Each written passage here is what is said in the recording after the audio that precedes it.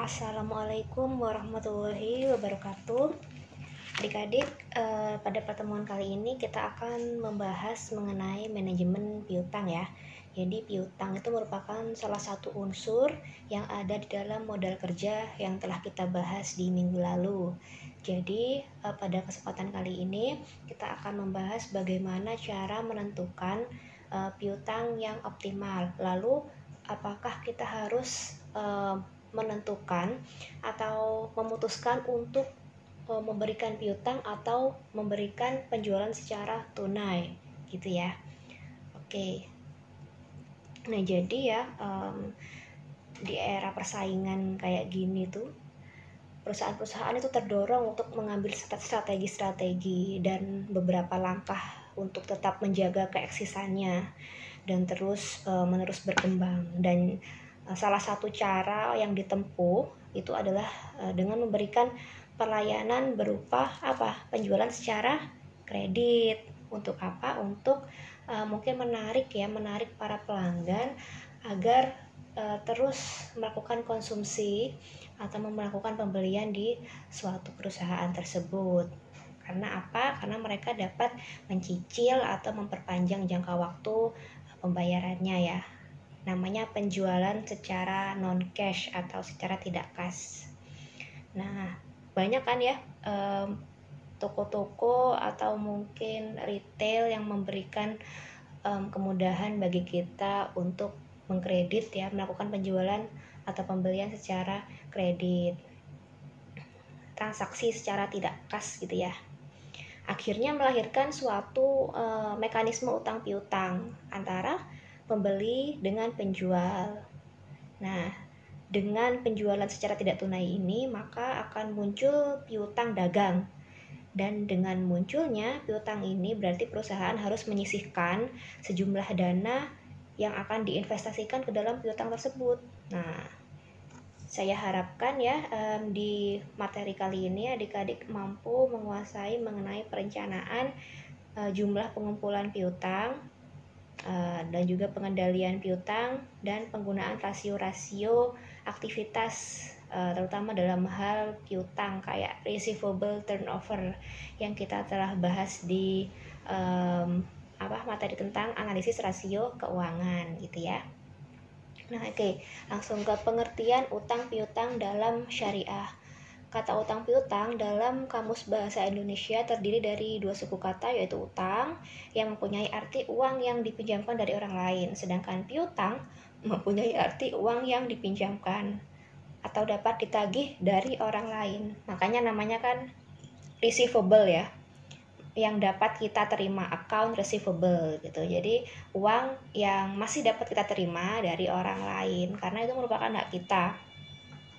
Sedangkan menurut ahli fikih, utang atau pinjaman adalah transaksi antara dua pihak, yang satu menyerahkan uangnya kepada yang lain secara sukarela untuk dikembalikan lagi kepadanya oleh pihak kedua dengan hal yang serupa, atau seseorang menyerahkan uang kepada pihak lain untuk dimanfaatkan dan kemudian dikembalikan lagi sejumlah yang diutang. Jadi harus sama ya, kita berhutang berapa lalu harus mengembalikan dalam jumlah yang serupa. Ini merupakan dasar syariah, dasar hukum utang piutang yang ada di Quran surat Al-Maidah ayat 2, dan tolong menolonglah kamu dalam mengerjakan kebajikan dan takwa, dan jangan tolong menolong dalam berbuat dosa dan pelanggaran. Nah, selama prinsip kita untuk bermuamalah gitu kan, berarti kita tolong menolong juga dalam kebaikan ya, dan hal itu diperbolehkan dalam Islam, kecuali kalau kita mengambil tambahan ya atau riba, itu jelas-jelas tidak diperbolehkan dalam Islam. Oke, kebijakan penjualan tidak cash jadi ya. Nah, kebijakan penjualan secara tidak tunai bertujuan untuk memaksimalkan profit dengan risiko yang minimal. Nah, gimana caranya meminimalkan risiko? Maka kita harus mempertimbangkan siapa-siapa saja yang dapat kita beri pinjaman atau siapa-siapa saja yang dapat melakukan transaksi non cash kepada kita. Harus tahu ya 5C-nya seperti karakternya atau dan lain-lain gitu. Harus tahu, harus dianalisis terlebih dahulu. Jangan sampai kita memberikan kebijakan penjualan secara tidak tunai kepada orang yang salah atau orang yang terkenal atau punya riwayat bad debt atau gagal bayar gitu ya. Nah, penjualan secara kredit bertujuan untuk menarik minat pelanggan, menaikkan volume penjualan, dan memenangkan persaingan. Nah, mungkin beberapa perusahaan yang sedang bersaing atau tidak mungkin lagi bersaing secara harga, karena mungkin harga itu sudah ditentukan oleh pasar, maka ia dapat bersaing dengan memberikan pelayanan penjualan secara non-cash atau kredit gitu ya. Nah, risiko-risiko apa saja yang timbul dari penjualan non-cash ini? Yang pertama adalah tidak terbayarnya piutang atau bad debt ya, piutang tak tertagih. Nah, ada pun solusi untuk mengatasi bad debt ini adalah dengan menyediakan cadangan dana. Mungkin kalian bisa lihat di laporan keuangan kan ada ini ya, cadangan dana piutang tak tertagih gitu. Nah, pada dasarnya meningkatnya penjualan secara kredit ini meningkat pada bertambah besarnya alokasi dana yang diinvestasikan dalam piutang dan pada akhirnya berdampak pada tingkat profit perusahaan. Iya dong, apabila mungkin semua piutang itu terbayar, maka penjualan kita tentunya akan bertambah. Nah, tapi sisi negatifnya, semakin besar jumlah piutang itu semakin besar kemungkinan timbulnya piutang tak tertagih. Probabilitasnya maka akan semakin naik juga gitu. Dan risiko yang kedua adalah keterlambatan waktu pembayaran piutang gitu. Adik-adik kan udah belajar mengenai perputaran piutang ya, receivable turnover. Receivable turnover itu diusahakan yang setinggi mungkin, karena apa? Itu berarti perputaran piutang tuh semakin cepat. Nah, kalau perputaran piutangnya lambat dalam 1 tahun, itu berarti perusahaan tidak berada pada performa yang bagus. Kita punya penjualan tinggi, tapi piutangnya gede, sama aja ya, kita tidak bisa menggunakan piutang tersebut untuk memutar kas, untuk membeli bahan baku, untuk membayar gaji karyawan, kita tidak bisa. Percuma meskipun penjualannya itu besar. Nah, keterlambatan waktu pembayaran piutang itu berdampak pada timbulnya biaya pengumpulan piutang atau cash discount. Iyalah, coba aja bank-bank gitu ya, kalau misalkan perusahaan kredit gitu untuk menagih piutangnya yang ada di customer, akhirnya dia kan harus mengumpulkan data, harus kayak semacam menginvestigasi apakah benar investor konsumen ini atau debitur ini memang nggak bisa membayar, ataukah mereka itu malah cenderung menghindari pembayaran ya gitu ya. Kalau enggak, dia akhirnya perusahaan menyewa semacam debt collector lah kayak gitu kan, akhirnya ada biaya-biaya penagihan piutang atau namanya cash discount ya. Nah, dalam mengatasi hal ini itu agar tidak berlanjut lagi, pihak perusahaan dapat mengatasinya dengan cara mengubah piutang menjadi wesel. Apabila ketika jatuh tempo, maka piutang tersebut belum dilunasi. Nah, ada beberapa faktor yang mempengaruhi besar kecilnya piutang dalam perusahaan. Yang pertama adalah volume penjualan tidak cash atau volume penjualan non cash ya. Jadi jika proporsi atau persentase penjualan tidak cash itu penjualan secara kredit ya, itu bertambah, maka akan menyebabkan bertambahnya dana dalam bentuk piutang juga. Nah, semakin tinggi jumlah penjualan non cash, maka akan semakin tinggi pula piutang yang beredar ya, yang dipegang oleh debitur atau konsumen di sana.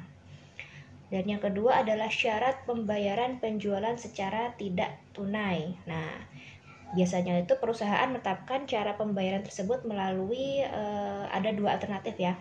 Alternatif pertama yaitu dibayar secara angsuran atau cicilan dan dibayar saat jatuh tempo. Paham kan? Kalau cicilan kan misalkan setiap bulan dia harus membayar. Kalau misalkan dibayar saat jatuh tempo, misalkan jatuh temponya 1 tahun lagi, maka 1 tahun lagi itu harus dilunasi semua tanpa mencicil.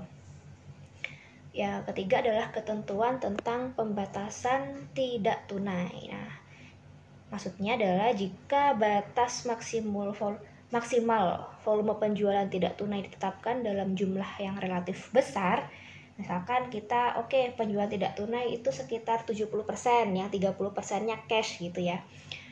Akhirnya kan piutangnya juga semakin besar ya. Jadi kita harus menentukan kebijakan berapa sih proporsi penjualan yang dilakukan secara tunai dan yang tidak tunai. Lalu ada yang keempat ya, kebiasaan membayar para pelanggan pembeli tidak tunai. Nah, jika kebiasaan ya atau karakter membayar para pelanggan dari penjualan kredit mundur dari waktu yang dipersyaratkan, maka besarnya jumlah piutang relatif besar. Dan yang kelima adalah kegiatan penagihan piutang dari pihak perusahaan. Nah, jika kegiatan penagihan piutang dari perusahaan itu bersifat aktif ya, misalkan diteleponin terus gitu, atau dihubungi lewat email, atau pokoknya secara aktif ya perusahaan itu menagih piutangnya dan pelanggan melunasinya itu, maka besarnya jumlah piutang relatif kecil ya, iyalah karena kan mereka konsumen atau debitur itu pasti gerah ya kalau misalkan ditagihin terus. Tetapi jika kegiatan penagihan piutang itu bersifat pasif, nah kebalikannya ya, maka besarnya jumlah piutang akhirnya relatif besar. Nah, ini adalah biaya-biaya yang timbul akibat adanya piutang. Ada biaya penghapusan piutang, ada biaya pengumpulan piutang, biaya administrasi, dan biaya sumber dana. Nah, selanjutnya siapa yang diizinkan untuk membeli secara non-cash atau kredit? Jadi pihak perusahaan ya, pihak kita tuh harus benar-benar menganalisis dan membedakan mana pihak-pihak atau konsumen atau pelanggan yang dapat kita berikan penjualan secara kredit. Karena apa? Sekali perusahaan tersebut memutuskan untuk menjual secara kredit, timbullah masalah baru, yaitu tentang siapa yang akan diizinkan untuk membeli secara kredit. Dan kalau misalkan dia tidak bisa melunasi kewajibannya atau bad debts ya istilahnya, maka akan sangat merugikan pihak perusahaan karena biaya-biaya yang ditimbulkan itu sangatlah besar. Nah, perlu ditentukan standar dan kemudian dilakukan semacam evaluasi terhadap para pembeli. Jadi mungkin kan kita punya data-data historis pembeli. Nah, itu akan menjadi semacam database bagi kita untuk menentukan mana pembeli yang baik, mana pembeli yang buruk, seperti itu. Yang pembeli yang berhak kita berikan penjualan secara kredit dan yang tidak. Nah, standar itu bisa ditentukan berdasarkan evaluasi dari database tadi. Nah, evaluasi itu juga bisa dilakukan terhadap data historis ya, dan variabelnya itu bisa ditentukan juga.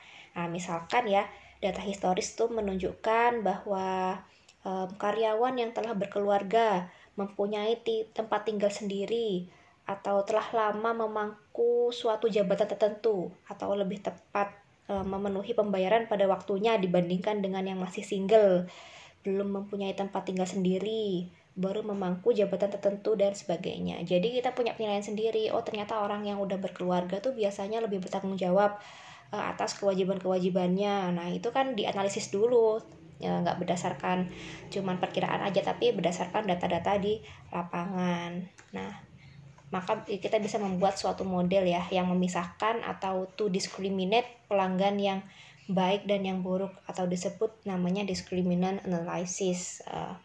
Biasanya pakai SPSS ya, kita bisa memberi kode ini pelanggan yang buruk atau yang baik, dikasih pelanggan yang baik diberi kode 1, kalau yang pelanggan yang sering ngemplang gitu ya dikasih nilai atau kode 0. Nah, misalnya variabel-variabel yang digunakan untuk mengevaluasi berdasarkan data historis itu apa? Yaitu variabel debt to equity ratio. Adik-adik udah belajar ya di rasio-rasio, terutama rasio leverage, debt to equity ratio atau perbandingan dari hutang dan ekuitas, dan juga ada rasio return on equity ini ya, rasio profitabilitas ya, yang menunjukkan seberapa mampu perusahaan dalam menghasilkan laba dari ekuitas yang dimiliki. Nah, dapat ditentukan bahwa pembeli yang baik itu biasanya mempunyai return on equity yang tinggi ya, tingkat pengembalian dari ekuitasnya itu tinggi, dan debt to equity ratio yang rendah. Begitu pula sebaliknya ya, kalau misalkan ROE-nya rendah dan DER-nya tinggi, itu cenderung biasanya pembeli yang cenderung bad debts. Nah, oke, kita sekarang belajar perputaran piutang. Pastinya kita udah pernah mempelajari ya perputaran piutang ini.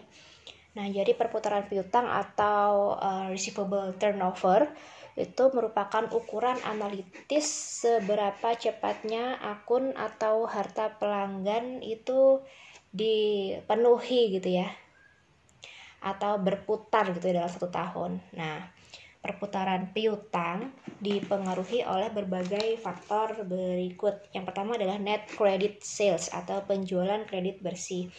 Nah, jadi tinggi rendahnya receivable turnover ini mempunyai efek yang langsung terhadap besar kecilnya modal yang diinvestasikan dalam piutang. Nah, makin tinggi turnovernya berarti makin cepat perputarannya ya. Turnover kan perputaran. Yang berarti makin pendek waktu terikatnya modal dalam piutang, dan itu semakin baik ya. Bayangin kita ada pembeli yang membeli secara kredit 100.000 tapi dibayarnya tahun depan gitu. Kita kan udah punya hak sebesar 100.000 tapi kita tidak bisa langsung menggunakannya karena tertahan di pembeli tersebut gitu. Akhirnya kan istilahnya itu ya, likuiditas kita terganggu, dan akhirnya operasi pun akhirnya terganggu juga. Yang kedua adalah average receivable atau piutang usaha rata-rata. Nah, jadi piutang usaha rata-rata ini dapat ditentukan dengan menggunakan data-data bulanan yang lalu atau dengan menambahkan ya saldo piutang awal tahun dan akhir tahun dibagi 2. Jadi mungkin kalian punya data pelanggan atau data kalian sendiri ya, data piutang kalian sendiri. Misalkan dari 1 Januari itu 2 juta. Terus 31 Desember itu 3 juta. Nah, maka average receivable-nya atau piutang usaha rata-rata yaitu 2 juta tambah 3 juta dibagi dengan 2, yaitu 2.500.000. Nah, yang ketiga adalah faktor syarat pembayaran secara cicilan. Jadi, makin lunak atau makin lama syarat pembayarannya, makin lama modal terikat pada piutang. Yang ini berarti bahwa tingkat perputarannya selama periode tertentu adalah semakin rendah. Seperti itu ya. Jadi makin lunak atau makin gampang syarat pembayarannya, makin lama modal tersebut terikat pada piutang gitu. Akhirnya berdampak pada perputaran yang semakin rendah. Akhirnya mengganggu likuiditas kita. Untuk tingkat perputaran piutang, ini rumusnya ini ya. Jadi tingkat perputaran piutang sama dengan penjualan neto kredit dibagi dengan rata-rata piutang. Kalau kemarin kalian kan menghitungnya adalah penjualan ya, penjualan dibagi dengan piutang, itu sama aja nggak apa-apa. Cuman ini akhirnya karena penjualan secara kredit kita kemarin belum bisa menemukannya di laporan keuangan berbentuk laba rugi dan neraca ya.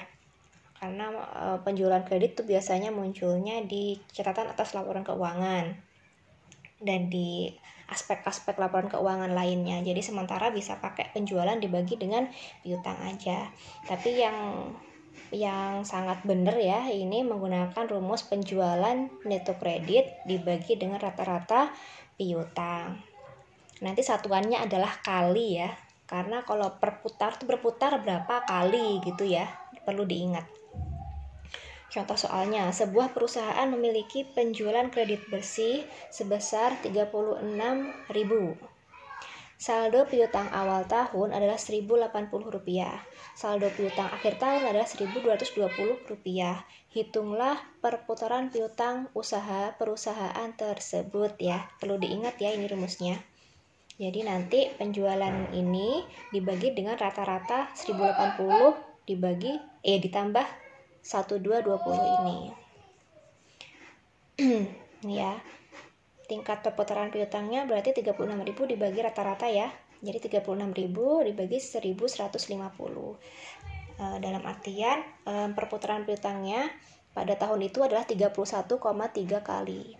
Berdasarkan data tersebut, maka perputaran piutang pada perusahaan dalam jangka waktu setahun adalah sebanyak 31,3 kali. Apakah ini bagus? Belum tentu, karena kita harus membandingkannya dengan data-data historis pada tahun lalu. Jangan-jangan ini malah semakin rendah rasionya. Seperti itu ya. Lalu ada pengumpulan piutang. Berbeda dengan perputaran piutang. Kalau perputaran piutang itu satuannya kali, artinya ada berapa kali atau seberapa cepat ya, seberapa cepat piutang tersebut berputar pada satu tahun. Kalau pengumpulan piutang ini satuannya adalah hari atau rata-rata hari bagaimana kita mengkoleksi kembali piutang tersebut dari awal perjanjian atau awal transaksi sampai dipenuhinya piutang tersebut, itu berapa hari rata-ratanya. Jadi pengumpulan piutang adalah kegunaan hari rata-rata pengumpulan piutang. Pengumpulan piutang digunakan untuk tingkat efisiensi pengumpulan piutang. Nah, berarti dapat disimpulkan ya, semakin pendek harinya, semakin pendek hari pengumpulan piutang, artinya kinerjanya semakin bagus. Itu artinya pembeli-pembeli itu dapat melunasi kewajibannya itu tepat waktu, gitu kan ya.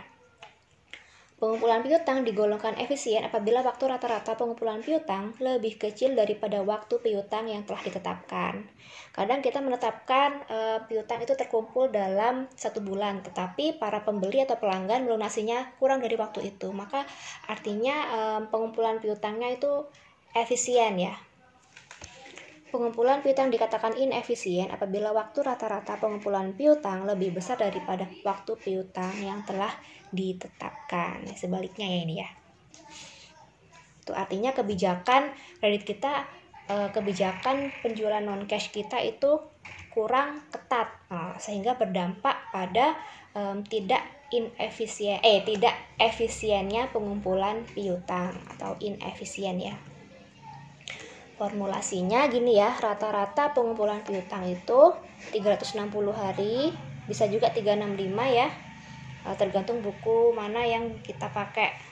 Kalau saya pakainya 360 hari, dibagi tingkat perputaran piutang. Sedangkan tingkat perputaran piutang tadi kan kita udah menghitung ya rumusnya kayak gimana, udah tahu. Atau ini dibalik ya, misalkan yang ditanyakan tuh tingkat perputaran piutangnya, tapi kita punya data mengenai rata-rata pengumpulan piutangnya, maka dapat diketahui tingkat perputaran piutangnya. Nah, dengan ini ya, tingkat perputaran piutang itu tadi rumusnya penjualan neto kredit dibagi rata-rata piutang. Nah, di sini ada soal ya, contoh soal. Perhatikan data berikut. Nah, penjualan kreditnya itu sebesar 100 juta. Dan piutang awal tahun, misalkan tanggal 1 Januari itu sebesar 20 juta.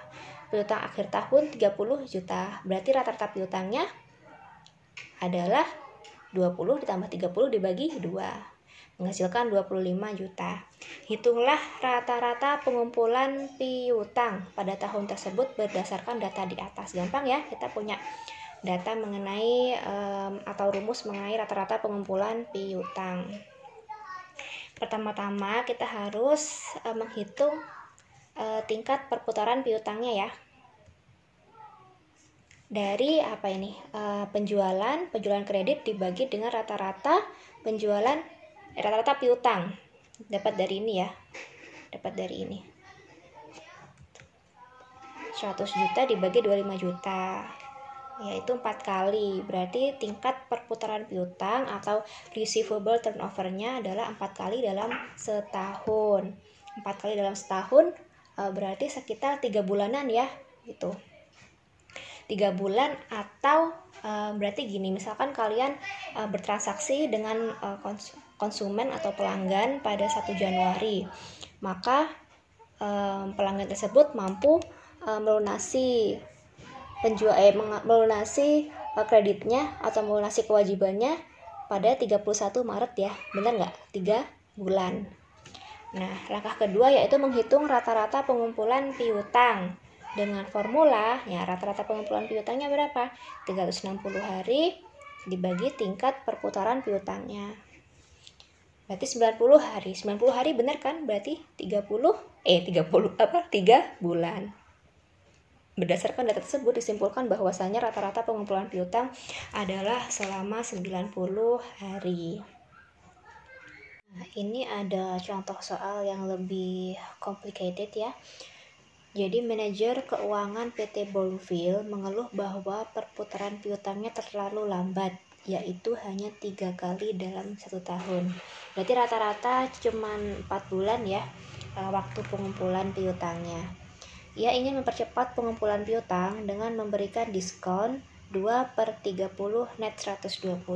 Jadi maksud dari istilah ini adalah 2/30 itu pembeli atau konsumen diberikan diskon 2% apabila pembeli tersebut mampu melunasi kreditnya dalam jangka waktu 30 hari atau kurang dari 30 hari. Dan jatuh temponya adalah 120 hari, berarti 4 bulan ya. Nah, jadi pembeli apabila dia melunasi di atas 30 hari atau lebih dari 30 hari maka dia nggak akan dapat diskon, tapi jatuh tempo atau batas waktu pelunasannya adalah 120 hari. Nah, penjualan selama 1 tahun berkisar 6.000 juta atau 6 miliar ya, dengan profit margin atau perbandingan antara laba dengan penjualan sebesar 15%. Nah, seandainya ya diasumsikan 50% pembeli memanfaatkan diskon yang ditawarkan. Berapakah rata-rata periode pengumpulan piutangnya? Nah, berapa hari ya yang ditanyakan ya. Dan apakah penawaran diskon tersebut menguntungkan secara ekonomi apabila biaya dana sebesar 18% per tahun? Jadi di sini manajer keuangan dihadapkan oleh dua pilihan. Apakah dia harus memberikan diskon atau memberikan diskon bagi pembeli untuk mempercepat pengumpulan piutang yang diusahakan kurang dari 3 kali dalam setahun, apa tetap mempertahankan 3 kali dalam setahun. Lah di sini nanti dia akan menghitung cost and benefitnya, apakah lebih banyak costnya, apakah penjualan secara kredit ini yang dengan diskon ini dapat memberikan biaya yang lebih murah dibandingkan dengan yang sebelumnya gitu ya. Dan apakah tawaran diskon pada syarat penjualan 2/30 net 120 ini memang akan menarik para pembeli untuk memanfaatkan diskon tersebut. Nah, jadi caranya adalah kita terlebih dahulu menghitung rata-rata periode pengumpulan piutang. Karena tadi diasumsikan adalah 50% pelanggan atau pembeli yang memanfaatkan diskon.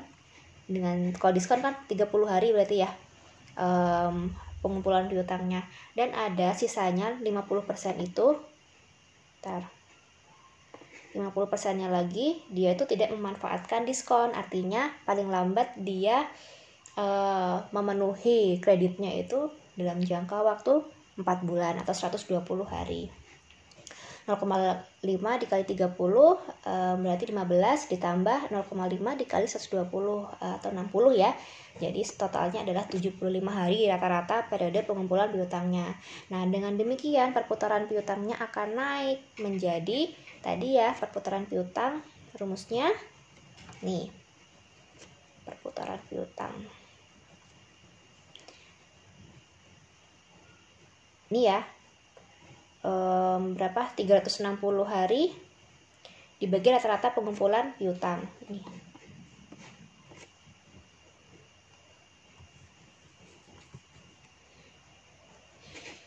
Jadi 4,8 kali tingkat perputaran piutangnya. Ingat ya, kalau perputaran itu satuannya adalah kali, tetapi kalau pengumpulan piutang itu satuannya adalah hari atau waktu gitu ya.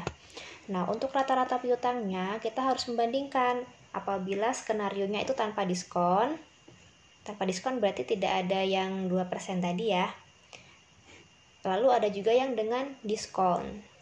Kalau tanpa diskon rata-rata piutangnya ini pakai rumus yang ini ya, rata-rata piutang. Berarti rata-rata piutang itu, ini kan kita mencari rata-rata piutang. Berarti dengan cara penjualan itu kredit 6 miliar tadi dibagi dengan tingkat perputaran piutang. Sedangkan tingkat perputaran piutang dari masing-masing skenario tadi kan berbeda. Ada yang 3, 3 kali, ada yang 4,8 kali. 3 kali untuk yang tanpa diskon dan 4,8 kali untuk yang dengan diskon. Jadi di rata-rata dulu 0,85 dikali 6 juta. Karena 0,85 ini adalah sisa dari profit margin. Karena profit margin atau labanya tuh 15%, kita harus mengeluarkan unsur 15% tadi itu dari 100%. Jadi 100% dikurangin 15%, berarti 85% ya. Oke, jadi dilihat dari profit marginnya. 85% dikali 6 juta dibagi dengan perputaran piutang. Hasilnya 1 miliar. Oh maaf, tadi itu miliar ya, bukan juta. 1.700.000.000 juta. Lalu dengan diskon tetap ya 85% dikali 6 juta, 6 miliar dibagi 4,8 kali. Hasilnya adalah 1.062.500.000 rupiah. Di sini dibandingkan ada penghematan modal kerja. Piutangnya yang awalnya ini ya 1.700.000 jadi 1.062.500 ini. Jadi ada penghematan modal kerja atau penghematan piutang sebesar 637.500.000. Apabila biaya dana, jadi biaya dana tuh kayak biaya untuk mempertahankan atau ya memelihara piutang tadi ya. Piutang tuh ada biayanya juga sebesar 18% per tahun. Karena ada tambahan, ada selisih piutang sebesar 637 juta ini, kita maka mempertimbangkan 18% dari piutang ini menjadi biaya gitu. Biaya karena kita tetap mempertahankan yang tanpa diskon tadi. Kalau tanpa diskon tuh berarti ada biaya sebesar 18% dikali ini gitu ya. Maka biaya yang dikeluarkan dari kedua alternatif tersebut adalah ini ya, kalau tanpa diskon 0,18 atau 18% dikali selisih piutang ya. Jadi kalau misalkan kita tidak memberikan diskon, kita harus memelihara piutang tersebut. Ya pokoknya dana yang dikeluarkan untuk memelihara piutang gitu ya. Sebesar 114.750.000. Tapi kalau dengan diskon, kita kan otomatis memberikan potongan harga ya kepada pembeli. Berarti kan kita ada biayanya gitu, karena kita memotong harga. Akhirnya laba kita berkurang gitu. Jadi atas kompensasi atas kompensasi kita tidak menerima laba tersebut, kita harus mengeluarkan semacam biaya gitu ya. Kerugiannya itu adalah sebesar 2%, diskonnya 2% ya, dikali 6 miliar dikali 0,5.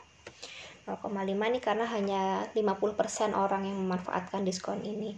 Nah, apabila kita memilih skenario dengan diskon, maka kita hanya semacam merugi sebesar 60 juta. Kan akhirnya lebih menguntungkan dengan diskon ya dibandingkan dengan tanpa diskon. Jadi pemberian diskon lebih menguntungkan dibandingkan penjualan tanpa diskon. Nah, oke, di sini ada latihan soal yang adik-adik bisa kerjakan. Silahkan untuk dipahami terlebih dahulu, bisa cari berbagai referensi dan dikumpulkan ke saya. Oke, saya akhiri. Wassalamualaikum warahmatullahi wabarakatuh.